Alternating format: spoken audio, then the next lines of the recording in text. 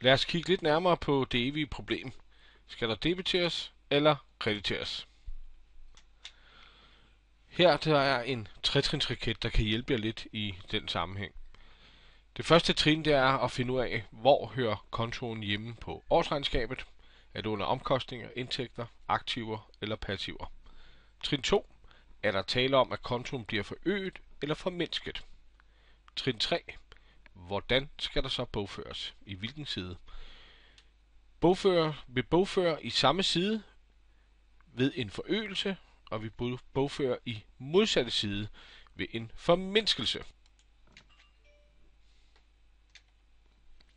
Et eksempel. 1. marts. Din virksomhed betaler 10.000 kroner i husleje. Pengene er hævet i banken. Husleje er jo en post, som hører under lokalomkostninger, og kontoen for lokalomkostninger bruges til at registrere, hvor meget virksomheden har brugt på lokalet.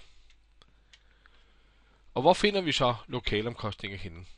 Hvis du kigger i den øverste resultatopgørelsen, kan du se, at lokalomkostninger befinder sig i venstre side, altså i debetsiden, under omkostninger.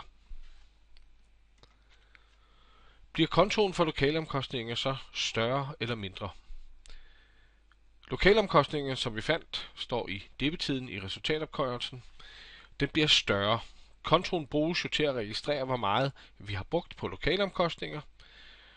Vi har registreret 10.000 kroner både i januar og februar, og her i marts vil vi så registrere 10.000 mere. Så kontoen vil nu vise, at vi har brugt 30.000 indtil videre i året. Skal den så skrives i debet- eller kredittiden? Jamen, vi har fundet ud af de første 2 trin, at lokalomkostninger står i debetiden, og at kontoen for lokalomkostninger bliver større. Og når den bliver større, så skal den skrives i samme side, som den står i årsregnskabet, altså i debetiden. Men hvad så med banken? De 10.000 kroner bliver jo hævet i banken. Skal de så debiteres eller krediteres? Hvor finder vi banken henne?